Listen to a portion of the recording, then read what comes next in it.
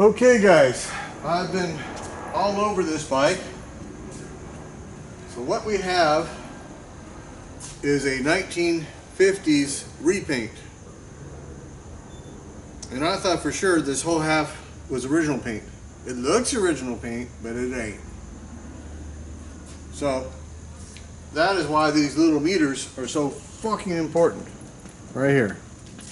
This little thing. We're going to take this off and show you.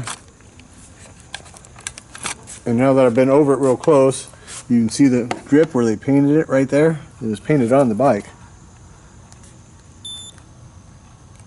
So here we go. 6.4, 5.2, 6.1, 6.7. It ain't a factory paint. And I already knew the front fender wasn't because I could see the brush marks. 5.2. So it's probably painted at the same time. When you see brush marks on a bike, usually that indicates that they just took a paintbrush and painted over it. It didn't sand anything. So if someone's really careful, maybe they can get the original paint back. Maybe. No promises. And I ain't doing it. So, and what we found, or I've found, whatever.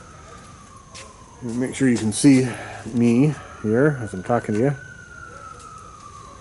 Alright, so high mileage bike. This is really wore. Speedo's been replaced. It's got 17,000 on it. So who knows how many miles. This is a stamped gas cap. It's a 48. These are absolutely correct for 48. That's probably what it came with. So it's just got a regular truck gas cap for the left side. Obviously they lost the gas cap. Now 48, 49, and 50, at least most 50s, can't say for all, but certainly most, did not have any casting numbers on these cylinders. Nothing. It has the correct cylinders.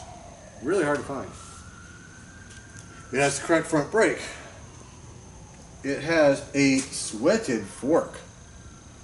It has early rockers. So it probably has an early front leg. This stuff was in the junkyards. Just go buy it. It's everywhere. It has sweated handlebars. So this whole front end came off an earlier bike. If you look careful, it's got a narrow brace front fender. That did not happen for 48. Early fork. Poof. Right off of something. So we got wide strap rear fender, correct tranny, matching belly numbers.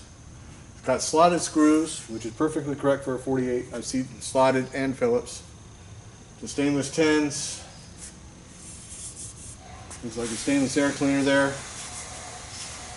So, has a correct 48 frame. 48 frames. 1 year only. 1 year only. Ooh.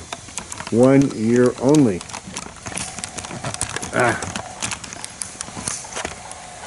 Now I sold a 48 frame back about 89 for $1,200 when the knuckle frame was $500 because it's 1 year only. Not machined. 1 year only.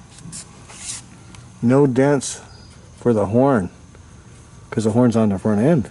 No dents. Different frame. 1 year only frame. Got it?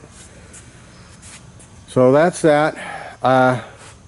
It is a very cool old barn find. And sweated forks and narrow brace front fenders are just fucking flying around everywhere, man. That's an easy trade. So, whatever. Those are actually the right forks for a 41 FL over there. So, cool stuff. I am not about to go slipping and flopping and swapping parts. That's for the next guy.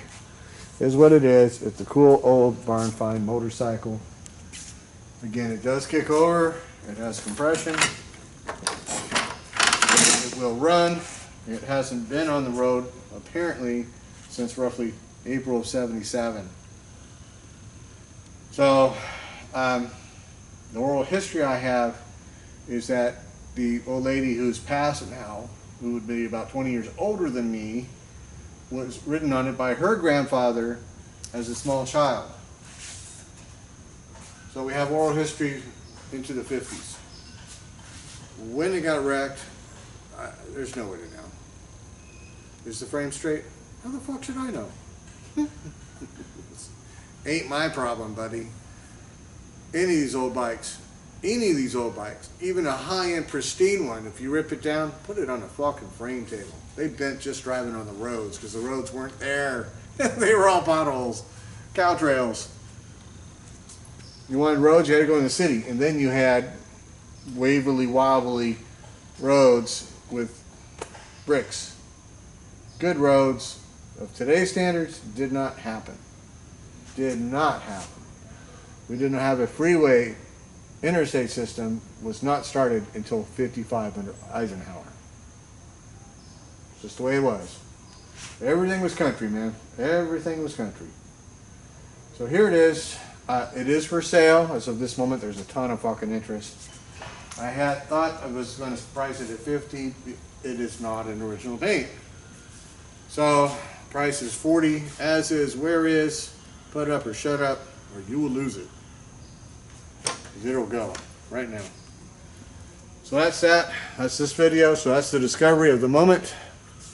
And at the link at the little discussion, whatever, at the video, you're gonna have the link to a zillion fucking photos of this thing. So it's a real bike. And as to the muffler, I can't tell. When they break off, they're usually not flat. When they press this stuff, there's always a little wobbly. I can't tell if this is one of the ones without a tip or if it had a tip. I don't know. It's an Era Cool muffler. I would leave it alone. Ride it just like that. My suggestion. So that's that. We'll see you guys on the next video. Bye.